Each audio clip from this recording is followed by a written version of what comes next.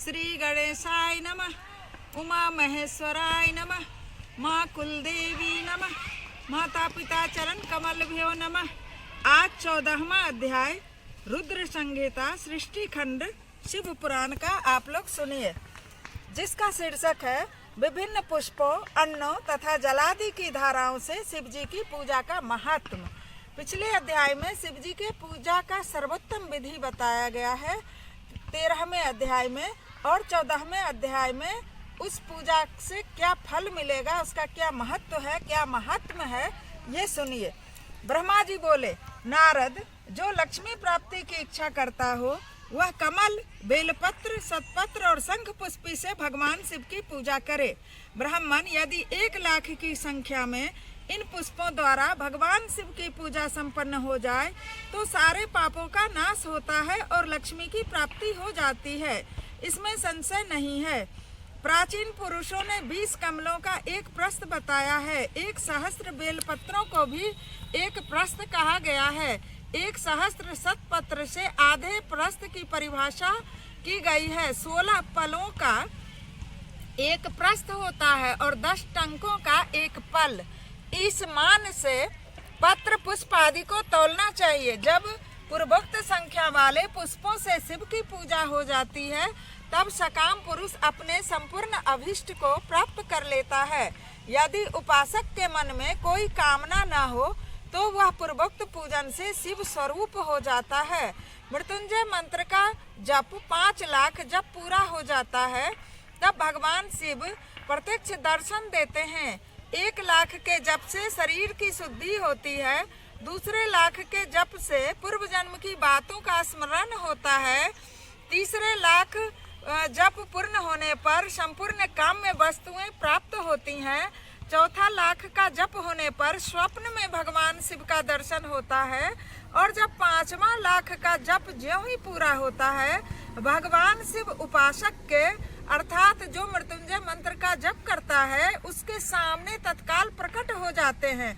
ऐसा शिव पुराण से कह रही हूँ, मैं अपने मन से कुछ भी नहीं कह रही हूँ। इसी मंत्र का 10 लाख जप हो जाए तो संपूर्ण फल की सिद्धि होती है। जो मोक्ष की अभिलाषा रखता है वह 1 लाख दर्भों द्वारा शिव का पूजन करे। मुनि श्रेष्ठ, सर्वत्र लाख की संख्या ही समझनी चाहिए। आयु की इच्छा वाला पुरुष 1 लाख दुर्वाओं द्वारा पूजन करे। जिसे पुत्र की अभिलाषा हो वह धतुरे का 1 लाख फूलों से पूजा करे।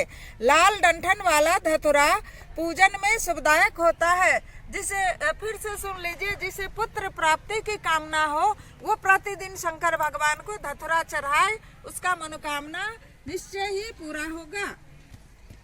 1 लाख अगस्त के फूल से पूजा करने वाले को यश की प्राप्ति होती है। यदि तुलसी दल से शिव की पूजा करें तो उपासक को भोग और मोक्ष दोनों सुलभ होते हैं। लाल और सफेद आंकड़ा, अपामार्गा और श्वेत कमल के 1 लाख फूलों द्वारा पूजा करने से उसी भोग और मोक्ष की प्राप्ति होती है। जपा अड़हुल के 1 लाख फूल से की हुई पूजा शत्रुओं को मृत्यु देने वाली होती है।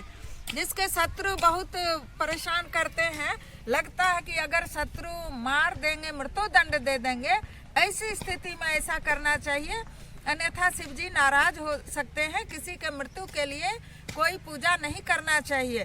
तो यदि ऐसा लगे कि शत्रु बहुत जीना दुर्लभ कर दिया तब 1 लाख अड़हुल के फूल से यदि भगवान शंकर की पूजा करेंगे तो शत्रु की मृत्यु हो जाएगी।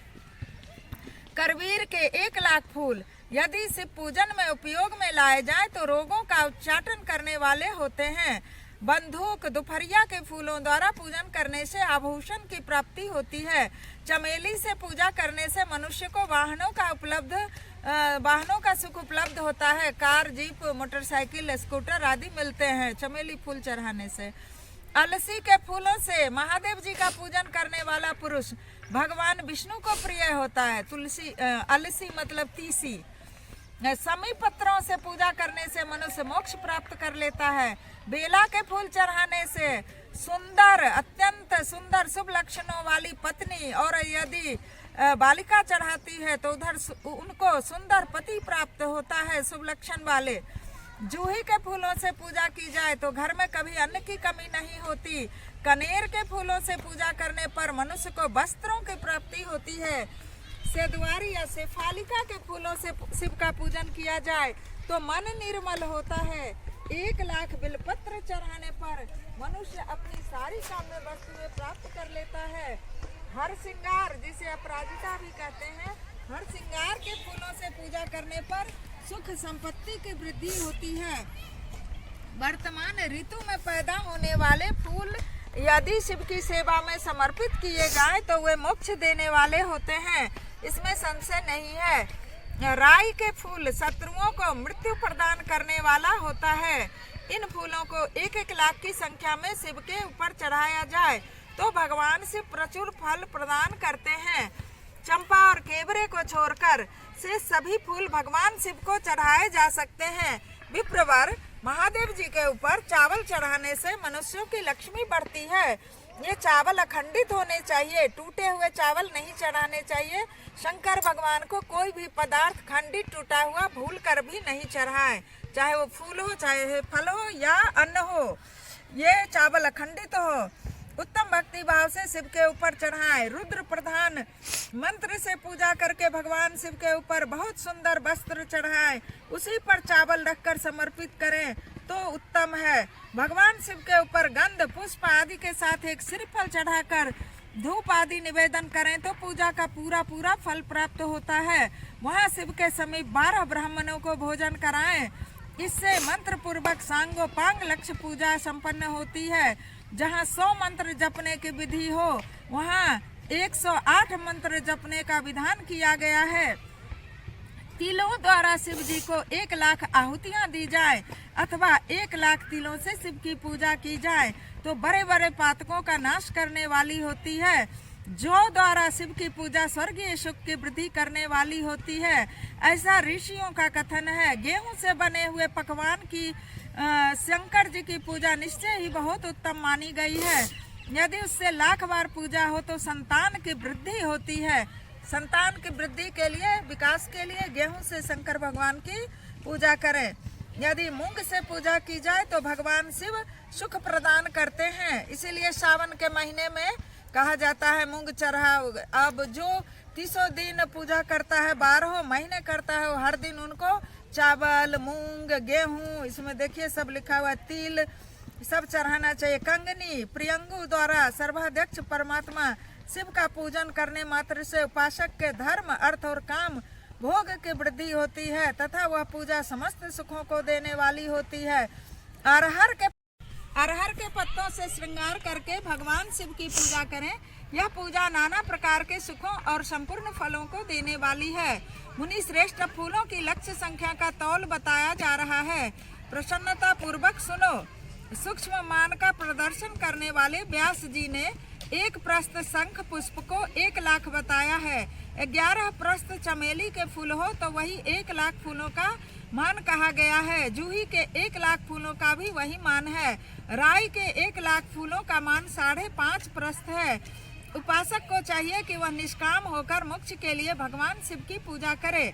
भक्ति भाव से विधि पूर्वक शिव की पूजा करके भक्तों को पीछे जलधारा समर्पित करनी चाहिए। ज्वर में जो मनुष्य प्रलाप करने लगता है उसकी शांति के लिए जलधारा शुभ कारक बताई गई है।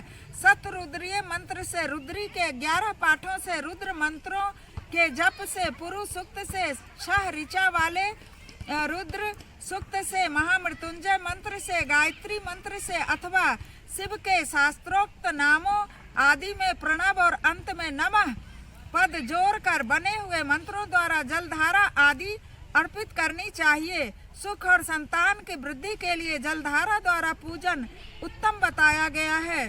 उत्तम भस्म धारण करके उपासक को प्रेम पूर्वक नाना प्रकार के शुभ एवं दिव्य द्रव्यों द्वारा शिव की पूजा करनी चाहिए और शिव पर उनके सहस्त्र नाम मंत्रों से घी की धारा चढ़ानी चाहिए।